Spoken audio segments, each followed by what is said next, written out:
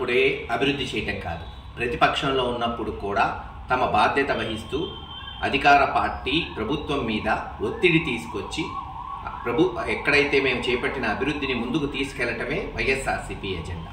మీరు చూస్తే జానపాడుకి అత్యంత ఆవశ్యకమైన పిడుగురాళ్ల ట్రాఫిక్ సమస్య తీర్చే 52 కోట్లతో జానపాడు పిడుగురాళ్ల ఆర్ఓబి బ్రిడ్జిను 2022 సంవత్సరంలో జగన్మోహన్ రెడ్డి గారి నాయకత్వంలో శాంక్షన్ చేపట్టడం జరిగింది. కేంద్ర ప్రభుత్వం దృష్టికి తీసుకెళ్ళి శాంక్షన్ చేపట్టమే కాదు, టెండర్లు పిలిచి ఏజెన్సీని ఫిక్స్ చేసి 2023 సంవత్సరంలో పనులు మొదలుపెట్టాం. అక్కడున్న ఆక్రమణలన్నీ కూడా తొలగించాం.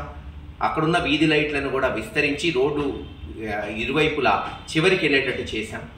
ఇంకా కాస్తలో పనులన్నీ ముమ్మరంగా సాగుతాయన్నప్పుడు ప్రభుత్వం మారటం జరిగింది.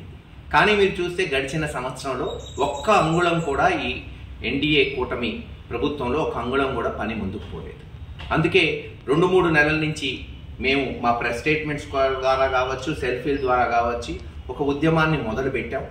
అంతేకాకుండా హైకోర్టులో కూడా ఒక ప్రజా ప్రయోజనాల రాజ్యం పబ్లిక్ ఇంట్రెస్ట్ లిటిగేషన్ పిటిషన్ కూడా వేయడానికి ముందుకు పోయాం. బహుశా ఇది తెలుసుకొని ఉంటారు. అలాగే ఏదైతే ఇవన్నీ సెల్ఫ్ మీడియా ఏవైతే వీడియోలు ట్రోల్ అయినాయో అది సీఎం పేషీ వరకు పోవటం, సీఎం పేషీ వాళ్ళు అక్షింతలేయటం, ఆర్ఎన్బి అధికారులకి, లోకల్ తెలుగుదేశం నాయకులకి వెంటనే పనులు మొదలు పెట్టాలని రేపు 15వ తేదీ మరల శంకుస్థాపన చేయబోతున్నారని పత్రికల్లో చూసాం. సంతోషం, శంకుస్థాపన చేయటం మేము అడ్డం తగలం. వైఎస్ఆర్సీపీ నాయకులు కూడా కొంతమంది ఫోన్ చేసి మళ్ళీ శంకుస్థాపన ఏంటి సార్, 1.5 సంవత్సరాల క్రితం 2 సంవత్సరాల క్రితం శంకుస్థాపన చేస్తే పనులు మొదలుపెట్టామని. ఒకసారిగా ఈ ప్రభుత్వం 10 సార్లు శంకుస్థాపన చేసినా మాకేం అభ్యంతరం కాదు. మాకు కావాల్సింది పనులు, బ్రిడ్జ్ పూర్తవ్వాలి. మేము నాటిన ఇత్తనం వృక్షం అవ్వాలి, ఫలాలు ఇవ్వాలి.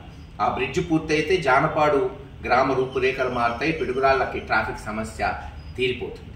అందుకు ఎటువంటి కార్యక్రమాలు చేపట్టినా మేము స్వాగతిస్తాం. మేము నాటిన వృక్షానికి నీళ్ళు ఎవరు పోస్తే మాకెందుకు? మేము నాటిన విత్తనం వృక్షం అయిందా లేదా అంతవరకే మాకు కావాల్సింది. సో ఏది ఏమైనా పనులు వేగవంతంగా జరగాలి.